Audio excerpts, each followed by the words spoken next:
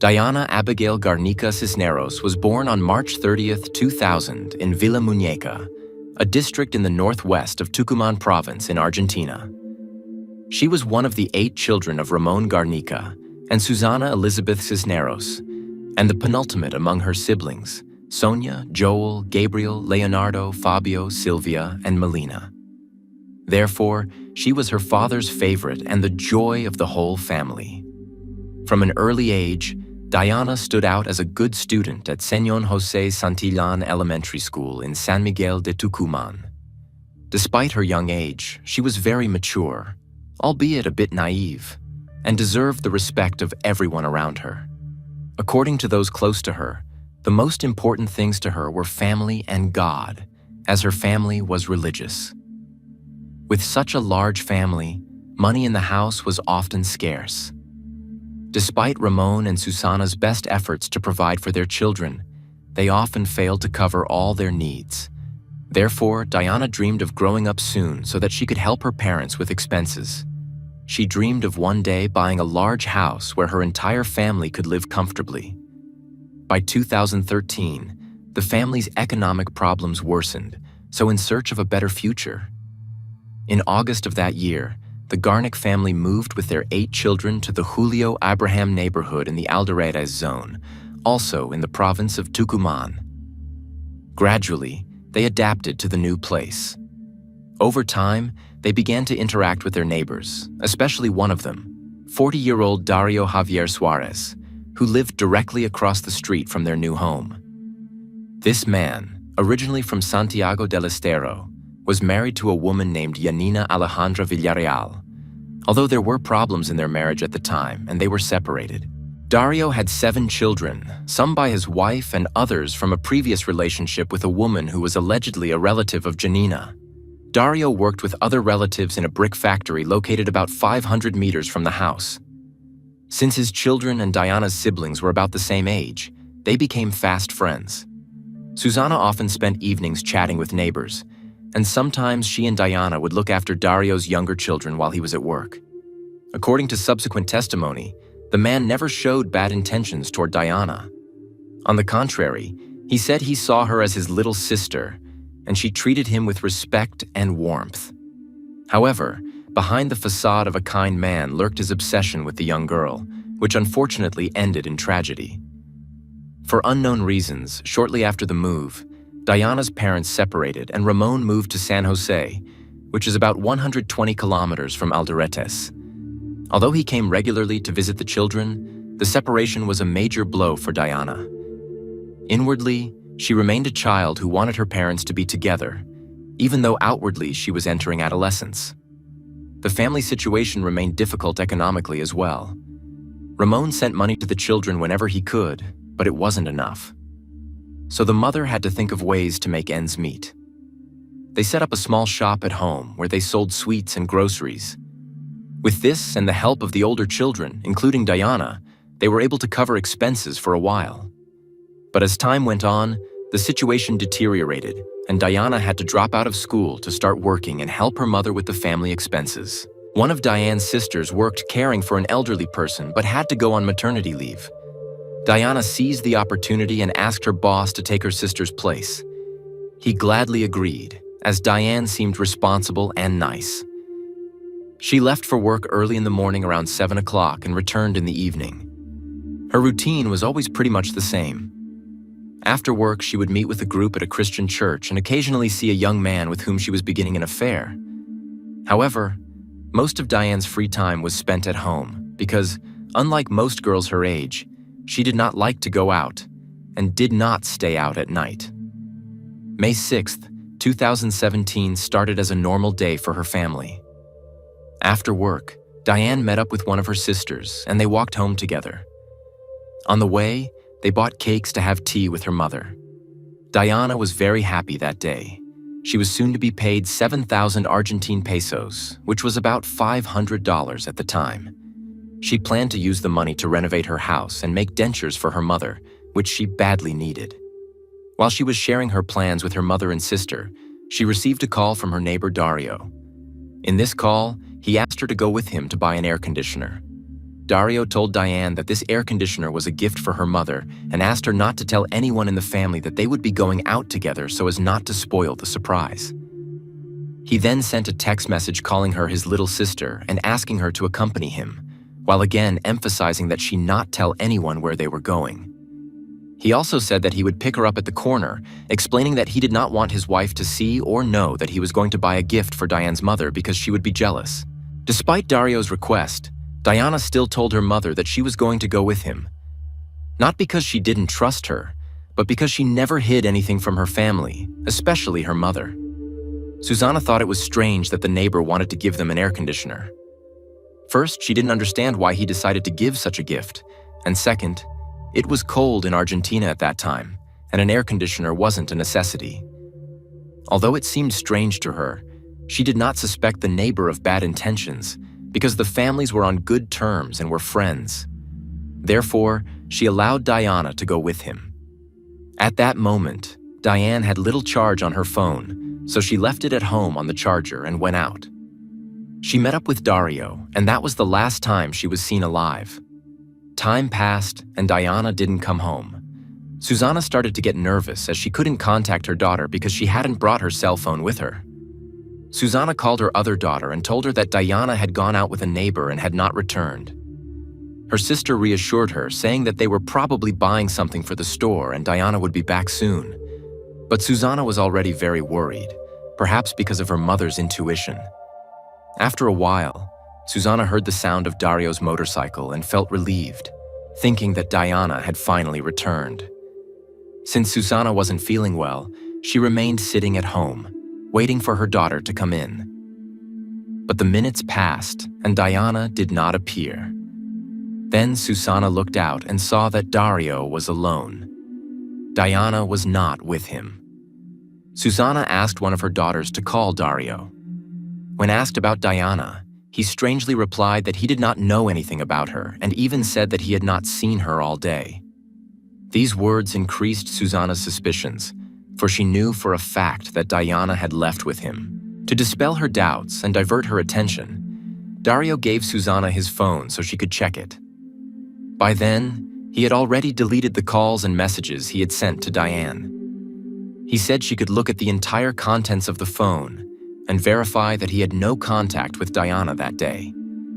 Susanna checked and indeed found no connection between them. This seemed very strange to her because she was sure that her daughter had left with Dario. It was then that she began to think that perhaps Dayana had lied to her and left with someone else, but this behavior was not typical of her daughter. The mother was very upset and her only wish was to find Dayana. Dario offered his motorcycle to go for a ride and see if she was nearby in the neighborhood. Susanna started looking for her everywhere, asking neighbors and friends, but she couldn't find Dayana anywhere.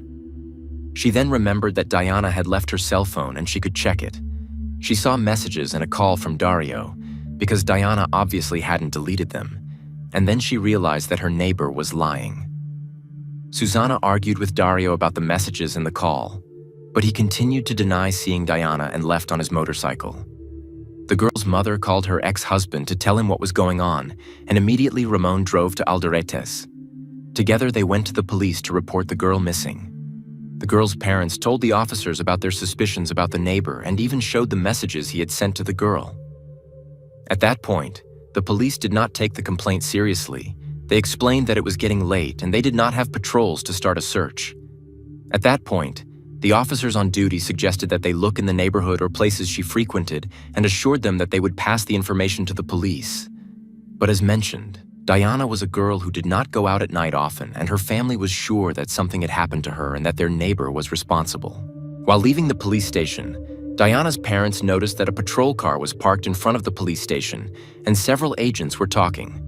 They immediately realized that they would not get support from the authorities, so they decided to look for the girl on their own. Even though it was already quite late, as it was around 2 in the morning, they went to Dario's house to meet him, but no one was there. They went to the factory where their neighbor worked. To their surprise, when they arrived, they found the man's entire family there. They also noticed that the kilns where bricks are made were turned on, even though they had not been working for months. Seeing this, Ramon went over to talk to these people and ask about Dario. His wife said he was in the restroom, but at that moment he quickly left the factory. Dayana's father talked to the man's mother-in-law, his wife, and other relatives, and everyone had very suspicious behavior.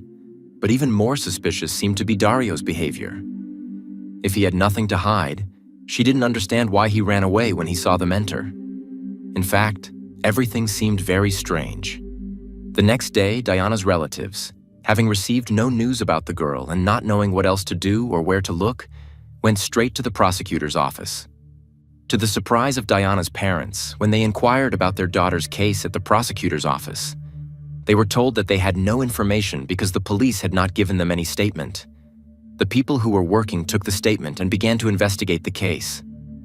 The case was taken over by prosecutor Claudio Bonari, who suspected from the beginning that something was wrong and immediately began investigating. He first requested search warrants for both Dario's house and the brickyard, but ran into the first problem. It was a Sunday, and neither the judges from Judicial Office Number 5 nor the clerk of that office were available to authorize these procedures. Nevertheless, realizing that time is critical in such cases, the prosecutor decided to conduct the searches without waiting for authorization. From the outset, the prosecutor's hypothesis was that Dario had abused Dayana and then taken her life and disposed of her body at the brickyard. He also believed that he could have gotten help from his relatives to dispose of Dayana's body. The fact that the kilns were turned off and then turned on that very night seemed too strange to him. As is often the case in many such investigations, the case began to come to light, and as it spread on social media, many other hypotheses emerged from people who claimed to have allegedly witnessed certain events. For example, one young woman claimed in a post on a popular social media site that she knew Diane had been given to a human trafficking network and blamed a guy named Christian. The alleged witness claimed that she saw Dayana being put into a red car and then taken to the people who were trying to sell her body. The police questioned this witness, but she got into contradictions when asked why she was lying. She said that her boyfriend ended the relationship with her and she just wanted to get back at him. So all of this actually made the investigation ineffective because a lot of inconsistent facts were said. After that, the investigation continued, and although by then there was no trace of what might have happened to Diane, the Attorney General's office classified the case as unlawful imprisonment followed by murder. A request was quickly made for the arrest of Dario, as well as several of his loved ones for alleged involvement, including his brothers Cesar and Miriam Suarez, his wife Anina, sister Helena Villarreal, mother-in-law Juana Rosa Funes, cousin Mavi Castro, and Dario's other alleged paramour, Carmen Santana, as well as a co-worker named Fabian Ernesto Pacheco, known as Toad. In addition, the detention of brickyard owner Juan Matar was requested. On Monday, May 8th, Dario voluntarily appeared before the police to give a statement. During 3 hours of questioning, he denied all charges and told what he was doing the day Dayana disappeared. Also questioned was his brother Cesar, who swore that he had not been in contact with Juan Matar on Saturday because he was working at a car sales company. Security presented various proofs of his alibi. For her part, Miriam admitted that she had spoken to her brother on the phone, but claimed that she only called to say that he was being sought and to advise him to turn himself in.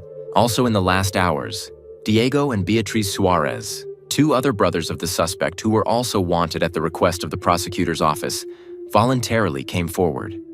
Although they all said they knew nothing about Dayana's whereabouts, the prosecutor was convinced of their alleged involvement and directed that all their cell phones be seized for further analysis by the forensic laboratory. Dario was also charged with unlawful imprisonment followed by murder, and his relatives were charged with conspiracy in this crime. The court ordered him to be detained for 3 months while the investigation was carried out. In the following days, searches were conducted at the home of the suspect and his relatives, as well as 3 surveys at the brick factory. The prosecutor was confident that this was where evidence could be found that would help unravel what had happened to Dayana. In parallel with these searches, the then mayor of Alderete, Sergio Venegas, offered a reward of 30,000 Argentine pesos, roughly $2,000 at the time, for information about Dayana. Over time, the reward has grown to 650,000 Argentine pesos. Dayana's loved ones also fought vigorously to find her. They posted pictures of her all over the city and participated in marches demanding that Dayana be found. They were supported by friends, relatives, members of community organizations in Tucumán, and members of the Dorman Sif Women's House. At one of the rallies, which went from Plaza de Urquiza to Independence Square, Susana walked with a sad look on her face, hugging a black and white photograph of her daughter. Despite her pain and powerlessness, she kept hope that Dayana was alive and begged Dario to tell her where she was. She didn't want to think the worst and believed her daughter was alive. The father, Ramon, also felt despair and helplessness. He insisted that Dario was guilty and should speak out. He criticized the lack of support at the Alderetes police station when they first filed the missing persons report and expressed his dissatisfaction with the authorities' performance up to that point, believing that they had failed to get Dario to confess. Ramon recalled sadly that he had planned to visit them a week before his daughter disappeared, but his brother had taken the car and the trip had to be postponed. When he called home to report the change of plans, he spoke to Diane and she told him not to worry, they would meet the following week. But that meeting never materialized. Despite the minimal chances that Diane was alive, hope lived in the hearts of her loved ones. Ramon was convinced that she was imprisoned somewhere, but alive. Her father expressed his despair at the lack of answers and asked for an audience with the then Minister of Government, Justice and Security, Regino Amado, to ask him to order Dario to testify. A few minutes later, the doors of Government House opened and the Undersecretary for Civil Participation, José Farjat, received the girls' relatives. However, despite the pleas of the parents and all these actions, days went by and there was no news about Dayana, and Dario, who was considered the main suspect, did not utter a word. Nevertheless, no one gave up and the search operations continued. They involved 200 Tucumán police officers, firefighters, prosecutors, experts, specially trained dogs, horses, and the use of a helicopter and drone led by Commissioners Hugo Cabezas, Sergio Juarez, and Daniel Cuellar, accompanied by forensic biochemists. The search for the girl was intense at the brickyard, where 2 kilns were even dismantled because of suspicions that she or her belongings might have been thrown there. During the first searches, trained dogs found several items of clothing with bloodstains. Police speculated that the stains could have belonged to Dayana and quickly sent samples to a lab. But the result was negative. The blood did not belong to Dayana, and her DNA was not on these items, so they were excluded from the investigation as evidence. In addition, some tooth fragments and a small surgical-type metal object were found during the examination of the ovens in the factory. The police believed that this metal could have belonged to a piercing that Dayana wore in her nose. All of this was also sent to a lab for analysis. While this evidence was being examined, the police found Dario's rather unusual records. During a search of his home, they discovered letters that he had written to Dayana. In these letters, he admitted that he was obsessed with her. It was obvious that this man couldn't think of anything but Diane. In one of his letters, he wrote that although when he first met her, she was still a child, and he saw her as a daughter or a little sister, by then he could no longer contain his desires to be with her, and even wrote that he was going to take her to her eternal rest. The prosecutor's office believed that at this point, Dario's case could have already been sent to court, but the investigation took an unexpected turn.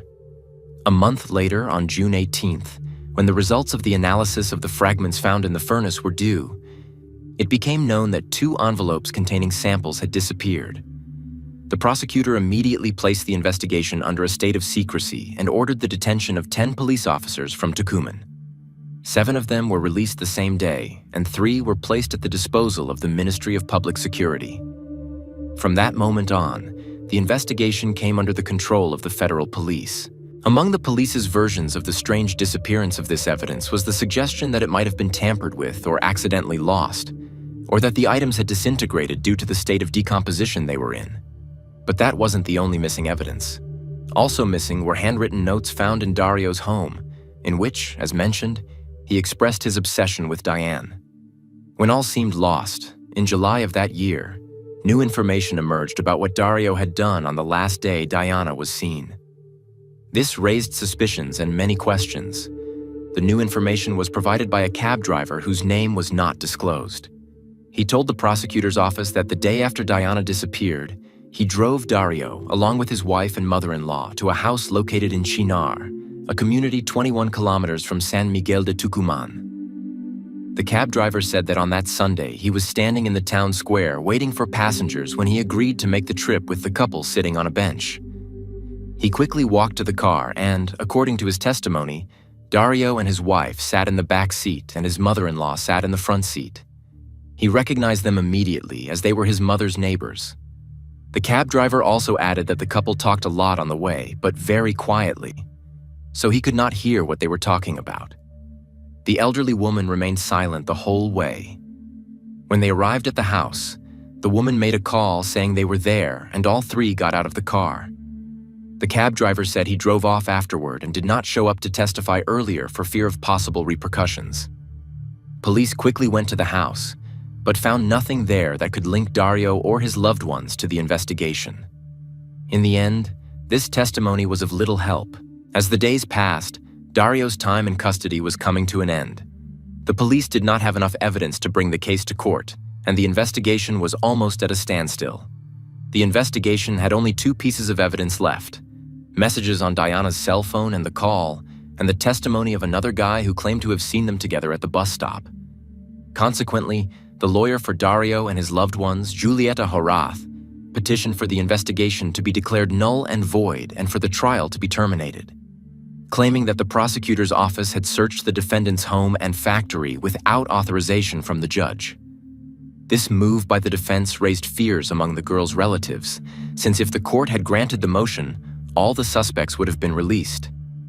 According to Dayana's family's lawyer, Alvaro Celarayan, if the first searches had been invalidated, it would have dealt a serious blow to the investigation, as it would have been difficult to prove the accusations made by the prosecutor. The motion by the main suspect's representative caused outrage among Dayana's family and friends, as they believed that the prosecutor had acted correctly in the situation. Fortunately, the court agreed and rejected the defense motion, but kept only Dario in custody as the only defendant in the case. All of his relatives were released as no evidence was found of their alleged complicity. In the months that followed, other leads emerged, but they only fueled fantasies and filled the pages of newspapers without leading to any possibility of bringing Dario or his relatives to justice. As the days, months, and years passed, the investigation made no progress and no leads emerged as to where Dayana might be. Due to the lack of a body to support the prosecutor's hypothesis and the lack of evidence, Dario was released in May 2019, after the expiration of his pre-trial detention. Nevertheless, the investigation continued, and the case against him remained open. Obviously, this release sparked outrage among Dayana's family and friends, as well as in Tucumán society in general. Many people took to the streets demanding justice. When all seemed lost, in October of that year, a new piece of evidence came to light that renewed the hopes of Dayana's loved ones that she might still be alive. That evidence was a 5 Argentine peso bill with a message supposedly written by Dayana. In this message, the girl claimed that she was being held in the locality of Los Gutierrez. This led the family to speculate that perhaps the first hypothesis that she had been handed over to a human trafficking network could be true. They submitted the bill and handwritten samples of Dayana's sub-CHNRK to the prosecutor's office for analysis. However, after a handwriting examination, it was determined that the message had not been written by Dayana. Once again, the family's hopes that Dayana was alive were dashed. After this setback in the investigation, which ultimately only stalled the process, the case was able to be brought to trial in June 2021. Although much progress was thus made in the case, the trial was delayed due to the world sanitation crisis. A start date was set for March 23, 2023, but was again postponed at the request of Dario's attorney. The trial was rescheduled for April 10th of that year, but it all started 2 days later after prosecutors found key records discovered during searches of Dario's home. 6 years later, it turned out that those records had simply gotten lost and were found during trial preparations in a sealed box. After discovering this evidence, the Department of Justice asked the court to conduct a graphology examination. The court granted the state's request, and licensed forensic scientist Cristina del Valle Ibarra compared the handwriting, features, and slant of the letters to a note written by Dario a few days earlier and confirmed the match. The results were unequivocal, adding a new fact to this investigation. The emergence of this evidence was not the only thing the authorities were able to obtain at the last minute. The testimony of 2 new witnesses was also obtained. One of the witnesses was a woman who claimed that she used to be in a relationship with Dario, and that they started living together when she was still a teenager. This, according to authorities, indicated Dario's tendency to misbehave with young people, which could not be ignored. Another witness was a neighbor of Cesar, Dario's brother. She said that on the night of Dayana's disappearance, she saw Cesar returning home with his brother with some kind of a package. The woman heard the noise of a motorcycle, and since she lived across the street, saw through the window who had arrived. She noticed that Cesar was driving the motorcycle, and Dario was holding a large bag on his lap that appeared to be filled with waste. She added that they left and returned about a half hour later without that sack. Cesar parked the motorcycle in the garage, after which they both left on foot. The woman said she waited until the trial to talk because the men were very violent. She testified anonymously because she had already had problems with this family and was afraid they might hurt her or her loved ones. After she was heard, the prosecutor's office requested a restraining order against approaching to protect her and her family. The trial began on April 12, 2023, before the 5th Criminal Court, composed of judges Dante Ibanez, Rafael Macorito, and Diego Lamoglia. On the same day, Dayana's relatives gathered outside the courthouse demanding justice. During the proceedings, the prosecution, represented by Assistant Prosecutors Gerardo Arch and Osvaldo Martin Esteran, noted that for the prosecution, Dario had to put together a puzzle because there was no body, and they had to interpret what happened that day. Investigators concluded that Dario began contacting Dayana at 6:41 p.m., sending her a message, and then everything we already know happened. He called her, asked her to delete the messages, not to say where she was going, saying they were going to surprise her mother, and after that, Dayana disappeared and her family filed a missing persons report. According to the prosecution, during this period, Dario raped Dayana and then killed her. The prosecution emphasized the importance of the analysis of Dayana and Dario's phones, which was crucial to the case. It was found that Dario had planned everything in advance because of his obsession with Dayana, which was reflected in his handwritten notes. During the proceedings, it was also revealed that Dario had previous charges of violence against women and 2 pending criminal cases for this offense. A psychological examination revealed Dario to have impulsive and psychopathological personality traits. In their closing arguments, the prosecutor's office and defense attorney Carlos Garmendia demanded a life sentence for Dario, while his defense asked for a full acquittal.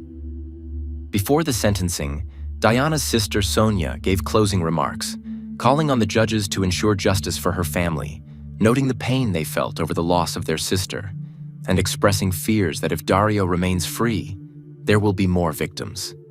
She also mentioned that so far Dayana's body has not been found, and asked the accused to reflect on his actions and tell what he did to her so that they can put a stop to this tragedy. Dario also spoke before the sentencing. He denied the charges and claimed that he would not have harmed anyone. After both sides spoke, on May 2nd, 2023, it was unanimously decided to find Dario Javier Suarez, 46, guilty and sentence him to life in prison. He was immediately transferred to Villa Urquiza prison, where he must remain for 6 months until the sentence is finally approved. Although the man was convicted for Dayana's disappearance, her body was never found, and he still refuses to admit what he did to her. Despite the passage of time and Dario's silence, Dayana's relatives remain hopeful that they can find her. They say they need to know the truth about what happened on May 6, 2017, the last time Dayana left the house.